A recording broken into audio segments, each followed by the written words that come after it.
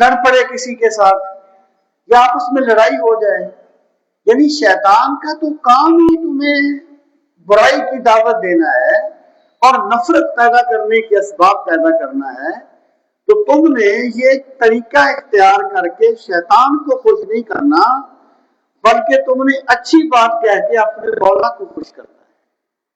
اور زندگی میں بھی دائی محبوب کا معاملہ تو بہت نازک معاملہ ہے نا.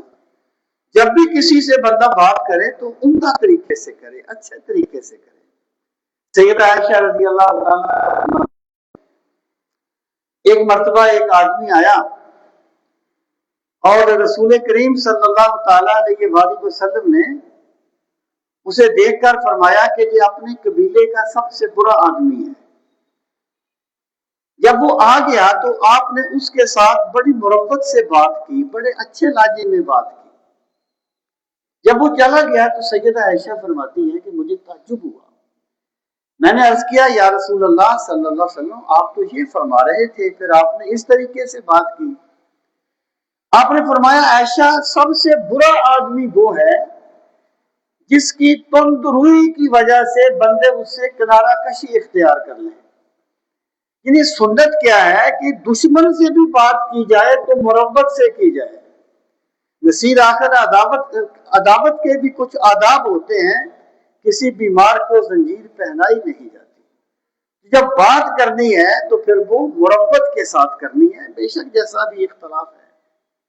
شیطان تو چاہتا ہی یہی ہے کہ وہ آپ کے درمیان نفرت پیدا کر دے. ان الشیطان کان للانسان عدوا مبینا. بے شک شیطان انسان کا بڑا واضح دشمن ہے.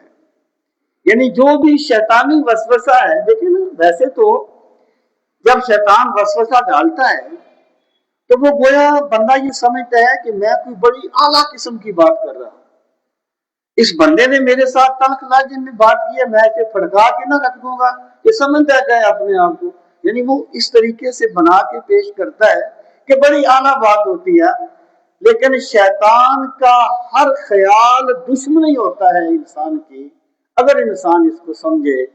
اللہ تعالیٰ جو بھی حکم دیتا ہے وہ بندے کی عظمت کو بیان کرتا ہے, اور شیطان کے جو بھی وسوسہ ہوتا ہے دراصل وہ انسان کو گرانے کی کوشش کرتا ہے اور اپنی دشمنی اس سے نکالتا ہے. ربکم اعلم بکم ان یشاء یرحمکم او ان یشاء یعذبکم, ان یشاء یرحمکم او ان یشاء یعذبکم وما ارسلناک علیہم وکیلا. اب یہاں پر اللہ تعالیٰ نے ایک دائی کے دائرہ کار کو بیان فرمایا. یعنی جو بھی بندہ دعوت دیتا ہے اسے اللہ تعالیٰ نے اس کا پابند نہیں کیا کہ تم نے لازمی طور پہ لوگوں کو قائل کرنا ہے. دائی کا کام صرف یہ ہے کہ لوگوں تک اپنے رب کا پیغام اخلاص سے پہنچا دینا ہے. نتائج کا بندہ ذمہ دار نہیں ہے. نتائج کا تو اللہ تعالیٰ نے انبیاء کرام کو بھی ذمہ دار نہیں بنایا. انبیاء کرام کی ذمہ داری بھی یہ ٹھہرائی تھی وَهَلْ عَلَى الرُّسُلِ إِلَّا الْبَلَاغُ. انبیاء کا کام بھی صرف یہ تھا کہ میرا پیغام بندوں تک پہنچا دو. جب آپ نے پیغام پہنچا دیا تو آپ کامیاب ہیں. لوگ مان لیں آپ پھر بھی کامیاب ہیں, لوگ نہ مانیں آپ پھر بھی کامیاب ہیں. تو دائی کا کام صرف پیغام پہنچانا ہوتا ہے. اب اللہ پاک نے فرمایا ربکم اعلم بکم, یعنی ہوتا کیا ہے, ایک مسلمان جو ہے وہ یہودی کو دعوت دیتا ہے, عیسائی کو دعوت دیتا ہے, کسی ملحد کو دعوت دیتا ہے, تو کوئی بھی بندہ اپنے آپ کو گمراہ تو نہیں سمجھتا نا. کوئی بندہ بھی اپنے آپ کو گمراہ تو نہیں سمجھتا نا, دوسرے کو گمراہ سمجھتا ہے بندہ. تو اللہ پاک فرماتا ہے کہ اگر کوئی تم پر کوئی الزام بھی لگا دیتا ہے, جیسے مشرکین کیا کہتے تھے کہ رسول کریم علیہ السلام نے حق کا راستہ چھوڑ دیا ہے, یہ سابی بن گئے. استغفر اللہ, سابی سارا پرست کو کہتے ہیں, سابی بن گئے. تو اللہ پاک فرماتا ہے کہ آپ ان کی باتوں کی پرواہ نہ کریں. ربکم اعلم بکم, تمہارا رب بہت بہتر جانتا ہے تمہارے معاملات کو. اگر تم میں اخلاص ہے نا زمانہ جو بھی کہتا رہے، رب جانتا ہے تم اخلاص کے ساتھ لگے ہوئے۔ اگر تم کسی کی بہتری چاہتے ہو، وہ تمہیں جو بھی کہے، تمہارا خدا جانتا ہے کہ تم کیا چاہتے ہو، تو اپنے معاملات کو اللہ کے سپرد کر دو۔ کوشش کر کے اپنے معاملات کو اللہ کے سپرد کر دو۔ ربکم اعلم بکم، تمہارا رب بہت بہتر جانتا ہے تمہیں۔ اب فرمایا یشاء یرحمکم، اے لوگو اگر اللہ چاہے گا تو تم پہ رحم فرمائے گا، او یا یشاء اگر وہ چاہے گا یعذبکم، تمہیں عذاب دے گا۔ یعنی خدا تمہارے معاملات کو بہتر سمجھتا ہے، خدا بہتر جانتا ہے کہ ہدایت کا طالب کون ہے اور گمراہی کا مستحق بننے کا طالب کون ہے۔ یعنی اگر ایک بندے کے پاس سارا کچھ آ جائے اور پھر وہ اپنی بات پہ ڈٹا رہے کہ میں نہیں مانتا، تو یہ ایکچولی اس کا یہ مطلب نہیں ہے کہ یشاء یرحمکم ویشاء یعذبکم، کہ اللہ تعالیٰ جسے چاہے گا عذاب دے گا، جسے چاہے گا بخش دے گا، بلکہ یہاں پر اللہ تعالیٰ نے اپنے ضابطے کو اور قانون کی طرف اشارہ فرمایا ہے۔ اللہ کا قانون کیا ہے کہ وَمَا يُضِلُّ بِهِ إِلَّا الْفَاسِقِينَ، جو بندے سرکشی کے راستے میں ڈٹ جاتے ہیں، خدا ان پہ ہدایت کو مسلط نہیں کرتا، اللہ تعالیٰ ان پر ہدایت مسلط نہیں کرتا، بلکہ وہ گمراہ ہو جاتے ہیں۔ وَيَهْدِي إِلَيْهِ مَن يُنِيبُ، اور جو بندہ اللہ کی طرف ہدایت مانگتا ہے، خدا اس کے لیے اپنے قرب کے دروازے کو شادہ فرما دیتا ہے۔ یہ اللہ تعالیٰ کا ضابطہ ہے جس کی طرف یہاں بیان کیا گیا ہے۔ مراد یہ ہے کہ اللہ تعالیٰ جس کو ہدایت دیتا ہے، اللہ تعالیٰ بہتر جانتا ہے کہ یہ ہدایت کا طالب تھا، اور جسے اللہ نے ہدایت نہیں دی، اللہ تعالیٰ بہتر جانتا ہے یہ ہدایت کا طالب ہی نہیں ہے، یہ تو اپنے انا کی پوجا کرنے والا ہے، یہ تو رسم و رواج کی عبادت کرنے والا ہے، اس لیے تو ہدایت کا طالب ہی نہیں تھا۔ آگے فرمایا وَمَا أَرْسَلْنَاكَ عَلَيْهِمْ وَكِيلًا، وَمَا أَرْسَلْنَا، اور ہم نے نہیں بھیجا، کا آپ کو، علیہم ان پر، وکیلا ذمہ دار بنا کر، اور ہم نے آپ کو ان کا ذمہ دار بنا کے نہیں بھیجا۔ یعنی مراد یہ ہے، اب ذرا بات کو واضح کرنے کے لیے مثال سے اس بات کو سمجھتے ہیں۔ فرض کریں کہ ایک مارکیٹ میں ایک گارڈ رکھا ہوا ہے جس نے رات کو ڈیوٹی کرنی ہے۔ اگر مارکیٹ میں چوری ہو جاتی ہے تو گارڈ سے پوچھتے ہیں نا، کسی گھر کا کوئی گارڈ ہے، کسی گھر میں کوئی ملازم ہے جو حفاظت کرنی جس کی ڈیوٹی ہے، اس سے پوچھتے ہیں نا۔ اللہ پاک فرماتا ہے میرے پیغمبر صلی اللہ علیہ وسلم، ہم نے آپ کو ان کا ذمہ دار نہیں بنایا کہ اگر یہ ہدایت نہ لائے تو آپ سے پوچھا جائے گا ہدایت کیوں نہیں لائے۔ ہم نے آپ کو صرف اس لیے بھیجا ہے کہ آپ اللہ کا پیغام ان تک پہنچا دیں، یہ مان جائیں گے تو خود نجات پائیں گے، نہ مانیں گے تو خود عذاب میں مبتلا ہوں گے۔ آپ دونوں حال میں کامیاب ہوں گے، کیونکہ آپ کا کام صرف اللہ کا پیغام پہنچانا ہے۔ جن لوگوں نے یہ کہا کہ اللہ تعالیٰ کے انبیاء استغفر اللہ دنیا میں کامیاب نہیں ہوئے کیونکہ لوگوں نے ان کو مانا ہی نہیں، لوگ ان پر ایمان نہیں لائے۔ کتنے اللہ کے نبی جن پر ایک بندہ بھی ایمان نہیں لایا، کتنے اللہ کے نبی تھے جن پر ایک بندہ بھی ایمان نہیں لایا، کسی پر 5 7 10 ایمان لایا، وہ کتنے سال 900 سال تبلیغ کرتے رہے، 80 بندے ان پر ایمان لائے۔ تو انبیاء کا کام یہ نہیں تھا کہ تم نے لوگوں کو مسلمان کرنا ہے، انبیاء کا کام یہ تھا تم نے اللہ کا پیغام پہنچانا ہے۔ اور انبیاء کرام کو آروں سے چیر دیا گیا لیکن وہ اپنے رب کا پیغام پہنچاتے رہے، انہوں نے کسی لالچ کی کسی دھمکی کی کوئی پرواہ نہیں کی۔ اس لیے اللہ تعالیٰ کا ہر نبی دنیا سے کامیاب گیا ہے کیونکہ وہ اپنے مشن میں کامیاب ہے۔ شاید فرمایا وما ارسلناک علیہم وکیلا، اور اے میرے پیغمبر صلی اللہ علیہ وسلم ہم نے آپ کو ان پر ذمہ دار بنا کے نہیں بھیجا۔ وَرَبُّكَ أَعْلَمُ بِمَنْ فِي السَّمَاوَاتِ وَالْأَرْضِ وَلَقَدْ فَضَّلْنَا بَعْضَ النَّبِيِّينَ عَلَى بَعْضٍ وَآتَيْنَا دَاوُودَ زَبُورًا۔ یہ بھی ان کے ایک سوال کا جواب ہے۔ آواز تھوڑی سی ایسا نہیں کرتے، آواز بہت اونچی ہے، گلا پکڑ رہی۔ وَرَبُّكَ أَعْلَمُ، یہ ان کے ایک سوال کا جواب ہے۔ ایک تو یہ سوال تھا مشرکین کی طرف سے اور ایک تھا یہود و نصارہ کی طرف سے. دیکھیں جب بھی ظاہر ہے ایک بندہ اگر حضرت موسیٰ علیہ السلام کو مانتا ہے تو وہ یہی کہے گا کہ حضرت موسیٰ علیہ السلام تمام انبیاء سے افضل ہیں. کہ جو بندہ بھی اپنے نبی کو مانتا ہے تو وہ اس کا دعویٰ اس کے بارے میں ظاہر ہے ایسی عقیدتیں ہوتی. تو وہ یہ کہتے تھے کہ کیا وجہ ہے کہ تم یہ کہتے ہو کہ رسول کریم صلی اللہ تعالی علیہ وآلہ وسلم تمام انبیاء سے افضل ہیں. اور مشرکین یہ کہتے تھے، اب ٹھیک ہے، مشرکین یہ کہتے تھے کہ اگر اللہ تعالیٰ نے نبی کسی کو بنانا ہی تھا تو ہم سرداروں میں سے کسی کو کیوں نہیں بنا لیا نبی؟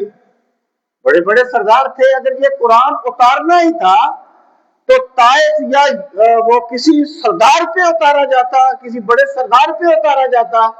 یہ کیا ہوا کہ ایک ایسی ذات پہ قرآن اتار دیا جو یتیمی کی حالت میں پروان چڑھ رہی ہے. تو اللہ پاک نے یہاں پر ان کا جواب دیا ہے. ارشاد فرمایا وَرَبُّكَ، اور تیرا رب، یعنی اللہ تعالیٰ رب تو پوری کائنات کا ہے نا، لیکن رسول کریم علیہ الصلوۃ والسلام پر اللہ تعالیٰ کی جس طرح نظر ربوبیت پڑتی ہے اس کا کوئی اور ثانی نہیں ہے. خاص نسبت ہے سرکار کے ساتھ میرے رب کی ربوبیت کی. وَرَبُّكَ، اور اے میرے نبی صلی اللہ علیہ وسلم آپ کا رب، تیرا رب.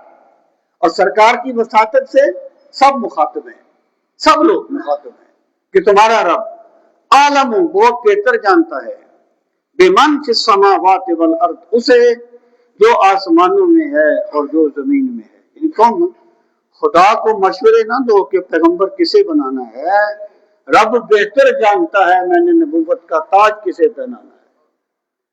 تم یہ نہ کہو کہ یہ پیغمبروں میں یہ تفضیل کیسے ہو گئی، خدا بہتر جانتا ہے اس نے کس کو کیا دیا ہے.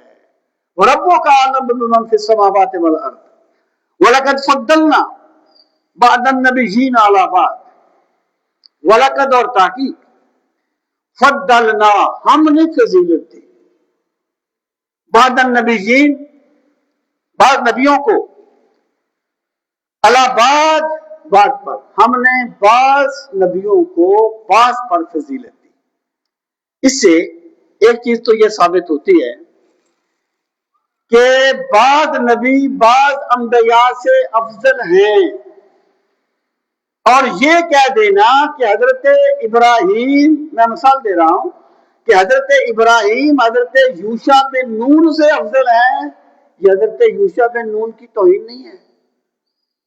یعنی جو فضیلت اللہ نے دی ہے نا اس کو بیان کرنا کسی کی توہین نہیں ہوتا.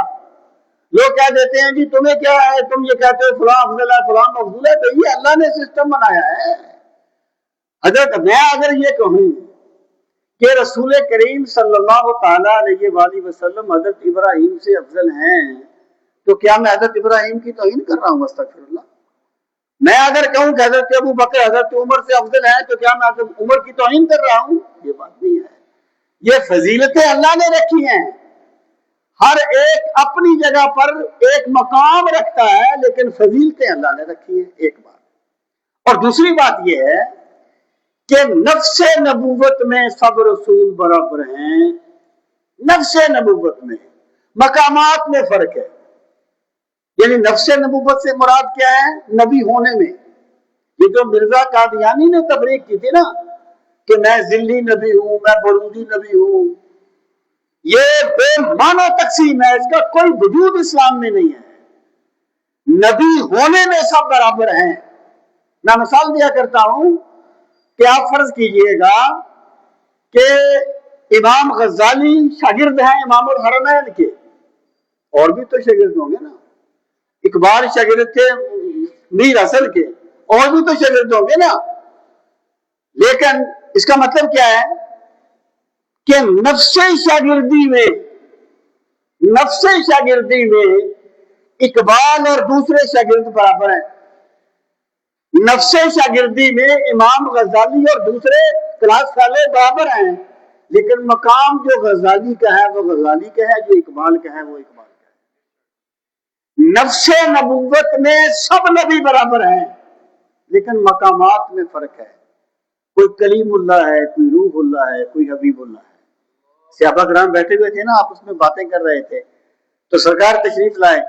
آپ نے پوچھا کیا باتیں کر رہے ہو؟ کہنے لگے یا رسول اللہ صلی اللہ علیہ وسلم، ہم یہ باتیں کر رہے ہیں اللہ تعالیٰ نے حضرت نوح کو نجی اللہ بنایا، حضرت ابراہیم کو خلیل اللہ بنایا، حضرت اسماعیل کو ذبیح اللہ بنایا، حضرت عیسیٰ کو روح اللہ بنایا. فرمایا بالکل بات ٹھیک ہے، حضرت موسیٰ کلیم اللہ ہے، حضرت اسماعیل ذبیح اللہ ہے، حضرت ابراہیم خلیل اللہ ہے، ولیکن انا حبیب اللہ ولا فخر، لیکن میرے رب نے مجھے اپنا محبوب بنایا ہے، اور یہ بات میں فخریہ انداز میں نہیں کہتا. بھائی یہ فضیلت جو اللہ نے دی ہے نا، اس کو بیان کرنے سے کسی کی توہین نہیں ہوتی. اس کنسپٹ کو سمجھنا چاہیے. یہ قرآن و سنت کی نصوص پہ مشتمل بات ہے. اللہ پاک فرماتا ہے وَلَقَدْ فَضَّلْنَا بَعْضَ النَّبِيِّينَ عَلَىٰ بَعْضٍ، بے شک ہم نے فضیلت دی بعض نبیوں کو بعض پر. مطلب کیا ہے کہ پہلے انبیاء میں بھی فضیلت تھی. جس رب نے حضرت ابراہیم کو خلیل اللہ بنایا تھا، اسی رب نے اپنے پاک نبی صلی اللہ تعالی علیہ وآلہ وسلم کو تمام انبیاء سے افضل بنایا ہے. سرکار نے فرمایا انا سید ولد آدم یوم القیامہ، قیامت کے دن میں بنی آدم کا سردار ہوں گا، تمام انبیاء بھی میرے جھنڈے کے نیچے ہوں گے. وَآتَيْنَا دَاوُودَ زَبُورًا، اور ہم نے حضرت داؤد علیہ السلام کو زبور عطا فرمائی. ہم نے حضرت داؤد کو زبور عطا فرمائی. دیکھیں بات یہ تھی کہ تورات کے ماننے والے اس وقت بھی موجود تھے، انجیل کے ماننے والے اس وقت بھی موجود تھے، لیکن زبور کے ماننے والے ایک گروہ کی شکل میں نہیں تھے. ابھی نہیں ہے. حضرت داؤد کو ماننے والے ایک گروہ کی شکل میں اب بھی آپ کو نہیں ملے گے، یہود و نصارہ مل جائیں گے. تو اللہ پاک نے ذکر کس کا کیا؟ زبور کا، کہ حضرت موسیٰ کی عظمت بلند ہے، حضرت موسیٰ کی عظمت بلند ہے، حضرت عیسیٰ کی عظمت بلند ہے، لیکن حضرت داؤد بھی میرے پیغمبر ہیں، انہیں میں نے ہی زبور عطا فرمائی تھی. اور اس کا مطلب یہ ہے کہ جس رب نے پہلے انبیاء کو کتابیں عطا فرمائی، حضرت داؤد کو زبور عطا فرمائی، اسی رب نے رسول کریم علیہ السلام پر قرآن مجید کا نزول فرمایا. قُلِ ادْعُوا الَّذِينَ زَعَمْتُم مِّن دُونِهِ. اب مشرکین مخاطب ہیں. پہلے آپ ترجمہ دیکھ لیں، مشکل آیت ہے. قل، آپ فرما دیجئے، ادعو، آپ ادعو، تم بلاؤ، مخاطب کا صیغہ ہے، تم بلاؤ، الذین، جن کو، زعمتم، تم گمان کرتے ہو، من دونہ ہی، اللہ کے علاوہ. یہاں پر جو ادعو ہے یہ مطلق بلانا کے معنی میں نہیں ہے، جیسے آپ کسی کو بلاتے ہیں. یا تو علی وجہ العبادت، کسی کو بلانا، خدا مان کے، معبود مان کے کسی کو بلانا.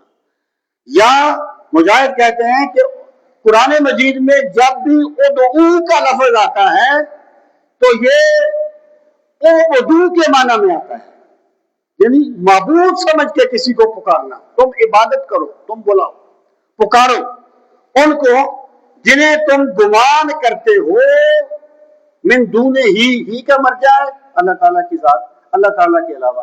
کیا گمان کرتے ہو؟ الہ، جنہیں تم اللہ کے سوا الہ مانتے ہو.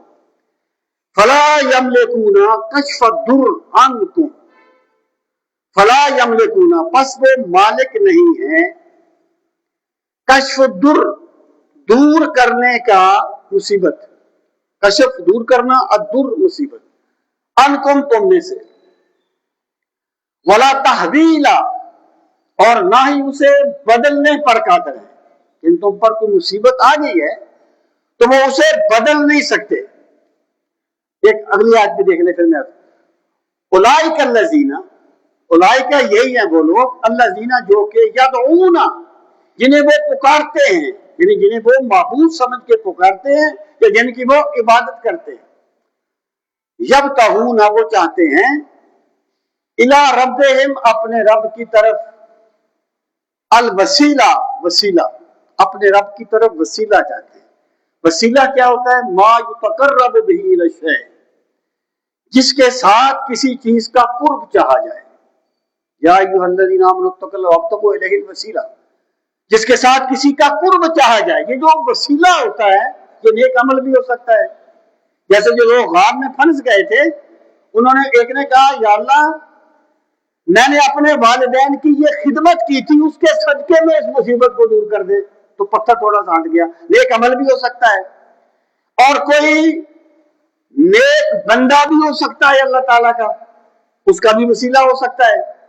तो मुराद यह है कि जिनको ये अल्लाह के सिवा पुकारते हैं, वो यब्तगून इला रब्बिहिमुल वसीला, वो खुद अपने रब की तरफ वसीला तलाश करते हैं, यानी कोई ऐसी चीज जो उन्हें रब के मजीद करीब करे। अय्युहुम अकरब, कौन है उनमें से अकरब, ज्यादा करीब। वयरजून रहमतहू, रजा का माना होता है उम्मीद करना। ईमान खौफ और रजा के दरमियान है, रजा उम्मीद। और वो उम्मीद करते हैं रहमतहू, अल्लाह की रहमत की। वयखाफून अज़ाबा, और वो डरते हैं अल्लाह ताला के अजाब से। इन्ना अज़ाब रब्बिका काना महजूरा, इन्ना अज़ाब रब्बिका, बेशक अजाब तेरे रब का, काना महजूरा, है कि उससे डरा जाए। हजर का लफ्ज आप उर्दू में भी इस्तेमाल करते हैं, हजर, परहेज करना, बचना किसी चीज से। मफूल का सीगा है महजूरा, उससे डरा जाए। अब आप देखिए, ये जो आया करीमा है, कुलिद उल्लज़ीना ज़अमतुम मिन दूनिही फला यमलिकून कश्फ़ दुर्र अन्कुम वला तावीला, ये बुतों के बारे में नहीं है, क्योंकि बुत जो है वो कोई वसीला नहीं चाहते, यानी बुत जो है वो कुर्बे इलाही नहीं चाहते, वो तो बेजान है। ये आया करीमा उन मुशरिकीन के बारे में नाज़िल हुई जो फरिश्तों की इबादत करते थे, और वो ये समझते थे कि फरिश्ते अल्लाह की बेटियां हैं, और बेटी जिस तरीके से बाप से सारा कुछ मना लेती है, तो अगर बिल्कुल हमने ना भी माना पैगंबर को, कोई ऐसी बात नहीं है, हम फरिश्तों की इबादत करते हैं और फरिश्ते अल्लाह की बेटियां हैं, तो फरिश्ते हमारी बख्शिश करवा देंगे। या अल्लाह ताला के वो मुकर्रबीन जिनकी लोगों ने इबादत की, जैसे हजरत ईसा की लोगों ने इबादत की नसारा ने, और कहा कि ये तीन खुदा में से एक है। हजरत उज़ैर की इबादत की, वकालत यहूद उज़ैर इब्नुल्लाह, वकालत नसारा मसीह इब्नुल्लाह।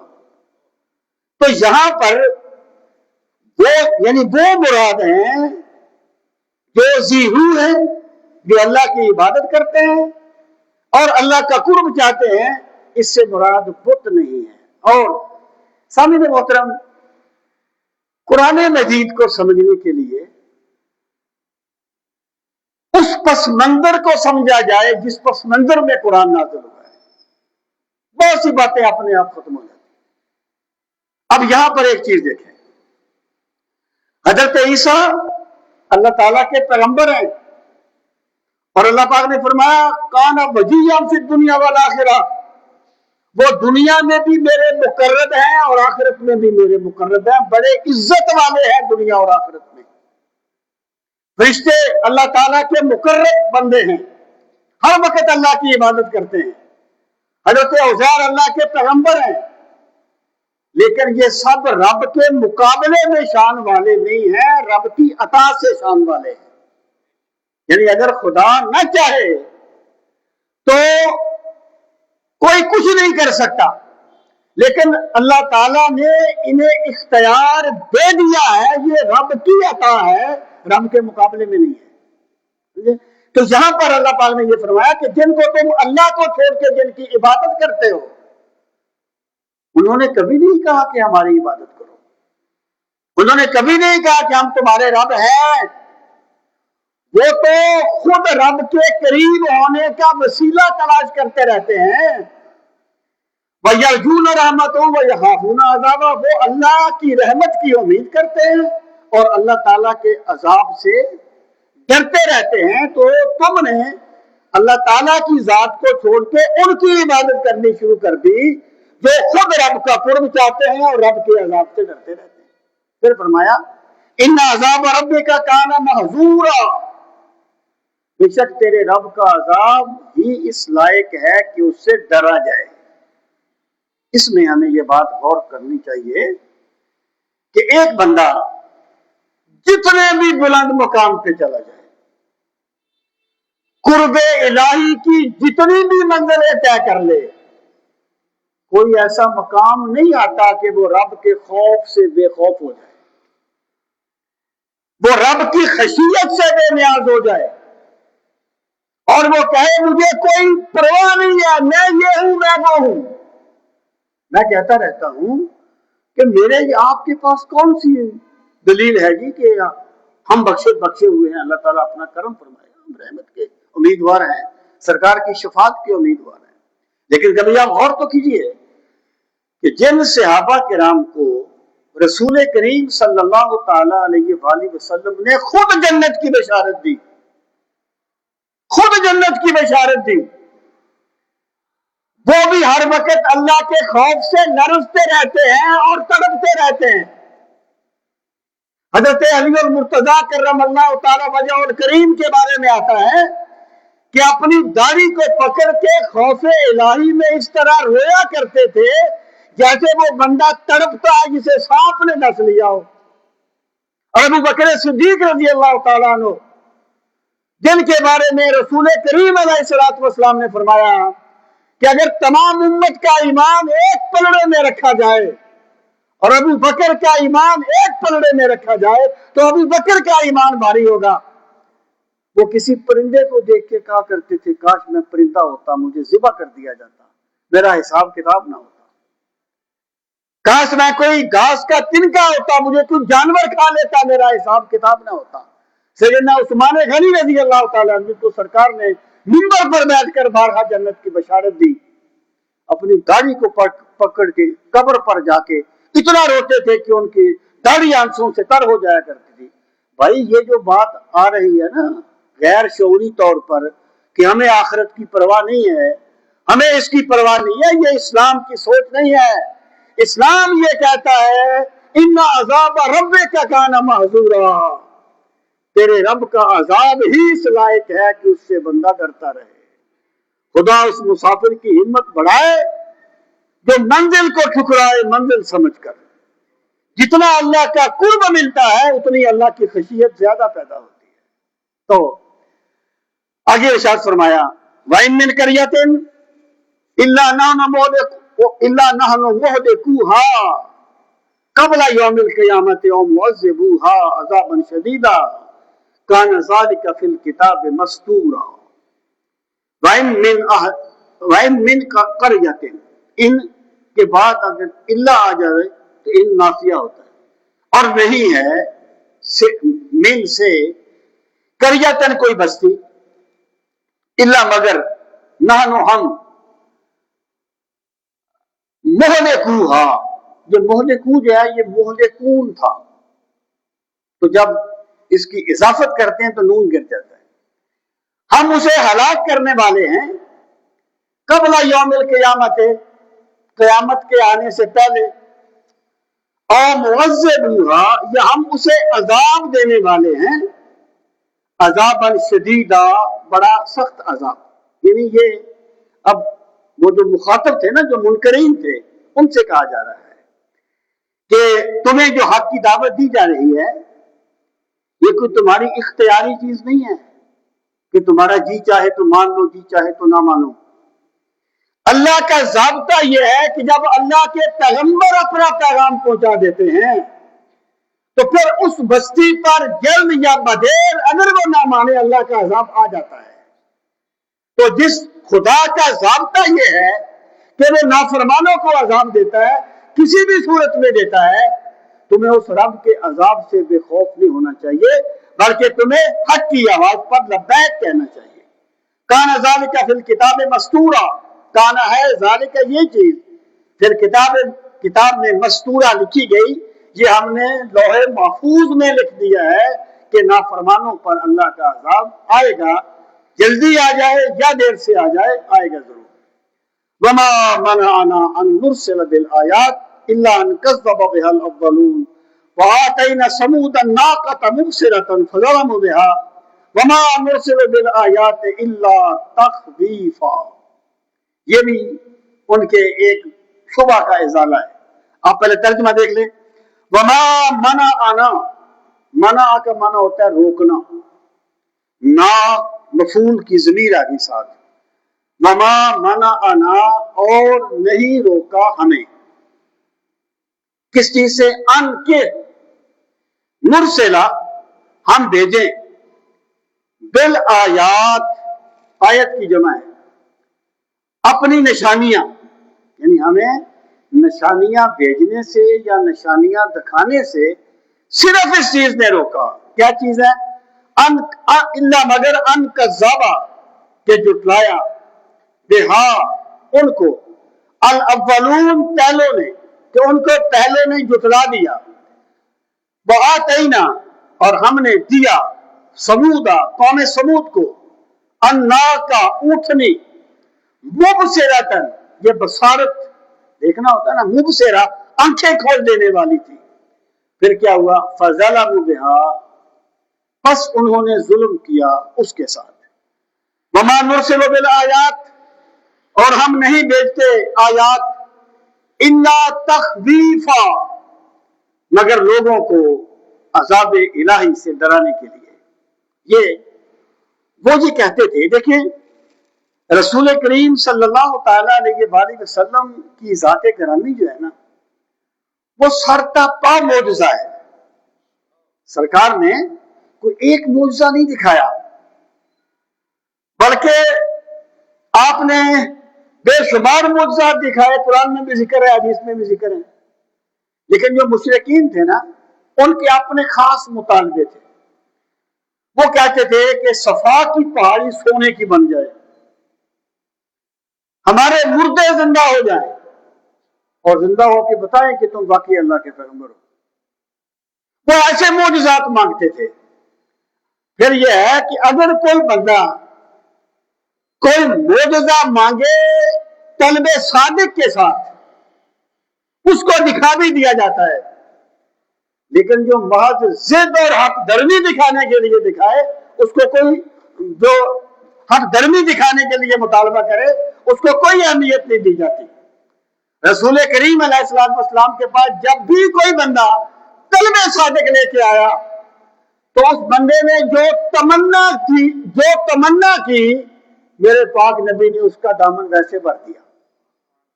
اگر کسی نے کہا نا درخت گواہی دے دے، رسالت کی درخت نے گواہی دے دی۔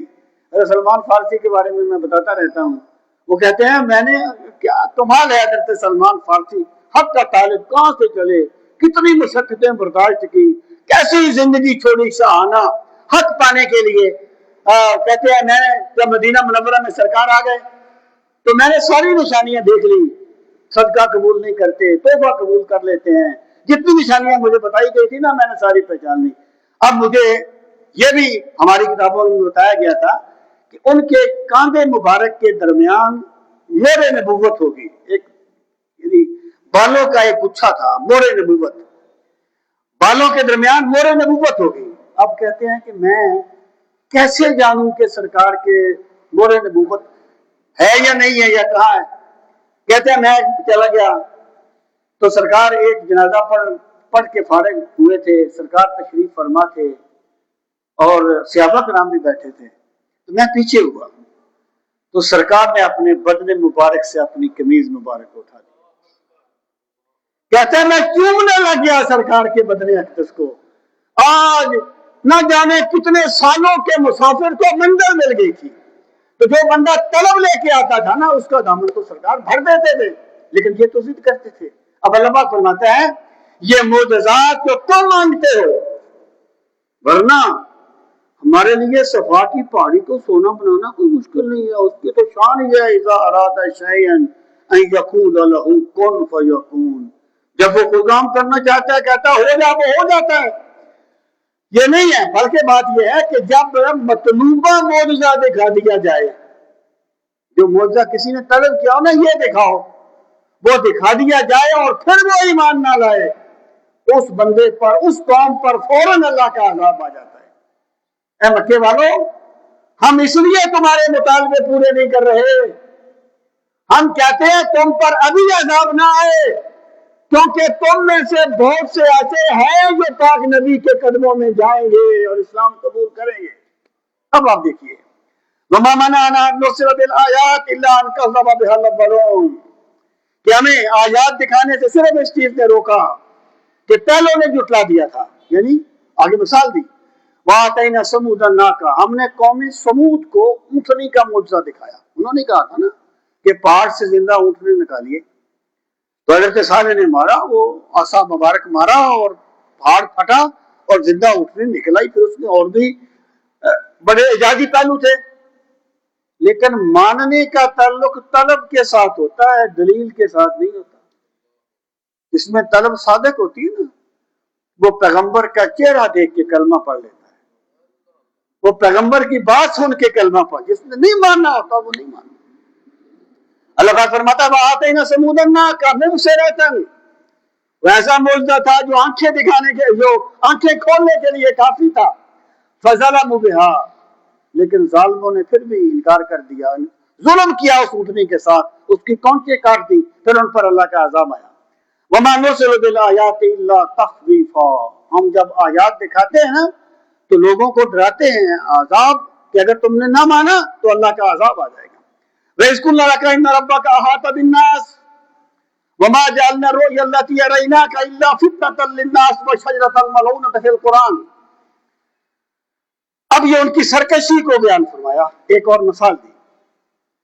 وَإِذْ قُلْنَا لَكَ، جب ہم نے کہا آپ سے، إِنَّ رَبَّكَ، بے شک آپ کا رب، أَحَاطَ بِالنَّاسِ، گھیرے ہوئے ہے لوگوں کو، یعنی کوئی سرکش، کوئی باغی رب کے قدرت سے باہر نہیں ہے۔ یعنی یہ ایکچولی ہے بدر کی طرف اشارہ، کہ جب بالکل یعنی مسلمان ابھی مادی طور پر تھوڑے تھے نا، تو اللہ پاک نے اس وقت فرمایا تھا ہم تمہیں فتح دیں گے، ہم تمہیں غلبہ دیں گے، تو یہ بات ان کو سمجھ نہیں آتی تھی۔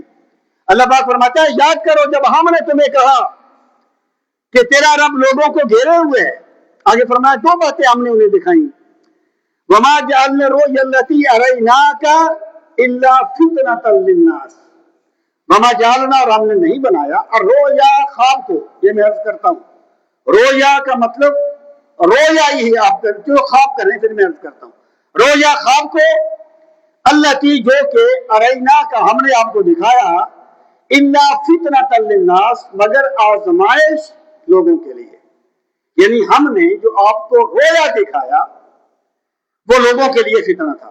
اس سے مراد ہے معراج، یہاں رویا سے مراد ہے رویا تو عین، رویا تو نوم نہیں، را یا را کا معنی ہوتا ہے دیکھنا، رویا اس سے مصدر ہے، کبھی آنکھ سے دیکھا جاتا ہے، کبھی خواب میں دیکھا جاتا ہے۔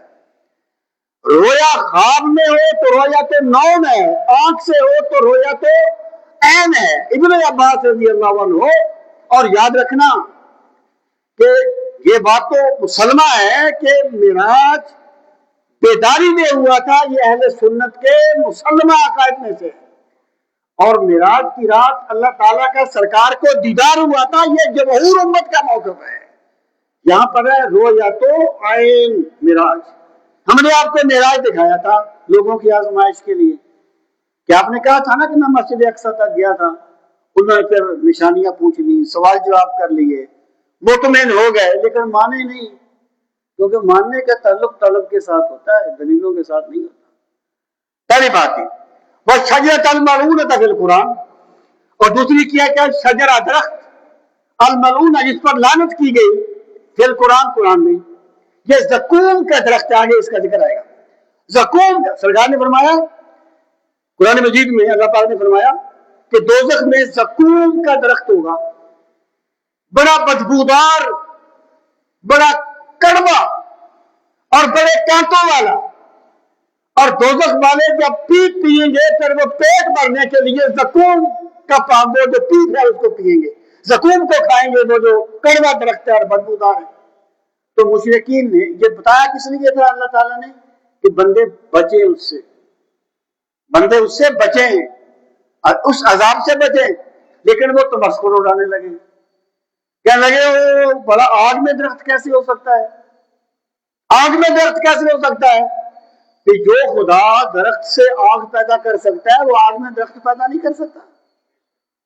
ابو جہل اس کا تمسخر اڑانے لگا کہ جی یہ تو جناب وہ مکھن کو کہتے ہیں، وہاں پہ مکھن ہوگا، اس طریقے سے مزہ۔ تو اللہ پاک فرماتا ہے ہم نے یہ ان کو کہا تھا آزمائش کے لیے، تو وہ حق کی طرف آئے نہیں بلکہ الٹا تمسخر اڑانے لگے۔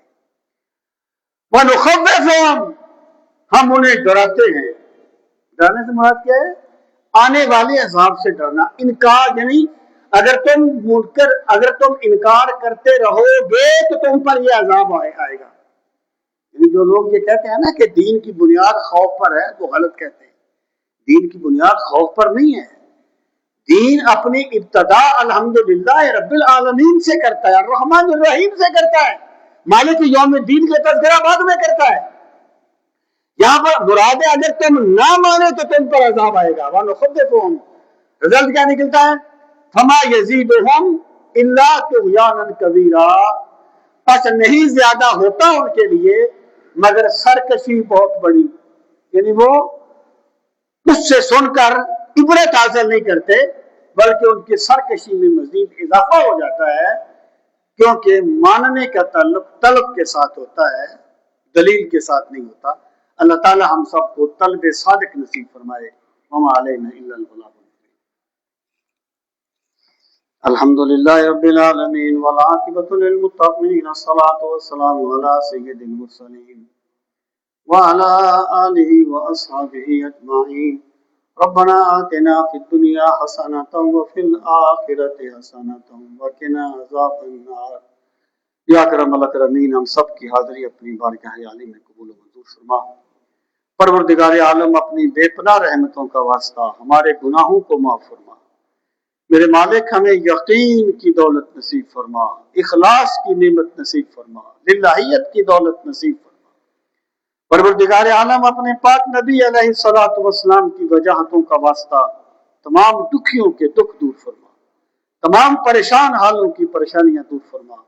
یا اکرم الاکرمین، ہمیں قرآن مجید کی تلاوت کا ذوق نصیب فرما، فہم قرآن مجید کے لیے ہمارے سینوں کو کشادہ فرما۔ یا اکرم الاکرمین، اپنے بے پناہ کرم کا واسطہ اگر تیری پاک کتاب کو بیان کرنے میں کوئی غلطی ہو جائے اپنے کرم سے معاف فرما۔ اہدنا الصراط المستقیم صراط الذین انعمت علیہم غیر المغضوب علیہم ولا الضالین۔ وصلی اللہ تعالی علی خیر خلقہ ونور عرشہ وزینت فرشہ محمد وعلی آلہ واصحابہ اجمعین، آمین برحمتک یا ارحم الراحمین۔ اللہ پاک سب کو بہترین جزا عطا فرمائے۔